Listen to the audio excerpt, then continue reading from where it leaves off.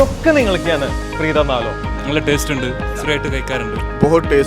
നല്ലൊരു crunch type feel ചെയ്യുന്നുണ്ടായിരുന്നു. നാട്ടിൽ നിന്ന് കഴിക്കുന്ന അതേ ഫീലാണ്. നമ്മൾ നാട്ടിലത്തെ ആ ഒരു പൊരിയാവലിന്റെ ആ ഒരു ഫീലിംഗ് തന്നെ കിട്ടുന്നുണ്ട് നമുക്ക്.